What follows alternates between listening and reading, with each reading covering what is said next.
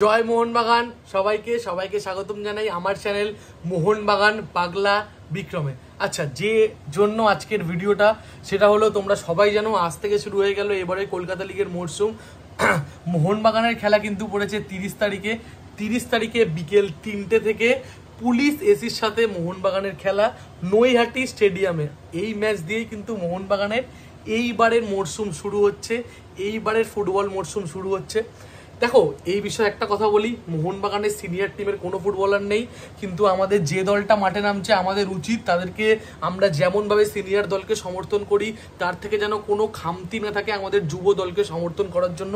কারণ তারা মোহনবাগান জার্সি পরে মাঠে নামছে, আর মোহনবাগান জার্সি মানে আবেগ, ঐতিহ্য, পরম্পরা, মানে হলো মোহনবাগান জার্সি। মোহনবাগান জার্সিটা অত সহজে কিন্তু পাওয়া যায় না। মোহনবাগান জার্সির পিছনে অনেক রক্তের ইতিহাস, অনেক ঐতিহ্যের ইতিহাস, অনেক ইতিহাস লুকিয়ে আছে। এই মাইন্ডসেট নিয়ে কিন্তু যারা খেলতে নামবে 30 তারিখ থেকে সবাইকে কিন্তু এই মাইন্ডসেট নিয়ে নামতে হবে।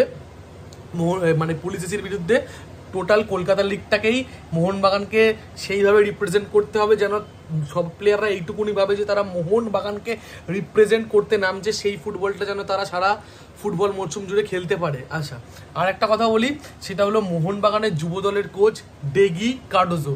এই ডেগি কার্ডোজো কিন্তু খুব একটা মজার মানুষ। আমি ডেগি কার্ডোজোকে হয়তো পার্সোনালি চিনি না, বাট 2-4 বার দেখা হয়েছে, কথা হয়েছে কিছু। যেটুকুনি কথা বলেছি না কেন, 2-4 কথায় এইটুকুনি বুঝেছি ডেগি কার্ডোজো মানুষটা কিন্তু খুব একটা মজার মানুষ। আমি জানি না, আমি কখনো ওনার সাথে প্র্যাকটিস গ্রাউন্ড শেয়ার করিনি, কিছুই শেয়ার করিনি, বাট ডেগি কার্ডোজো কিন্তু খুব একটা মজার মানুষ বলে আমি মনে করেছি সেই 2-4 বারের দেখায়, 2-4 কথায়।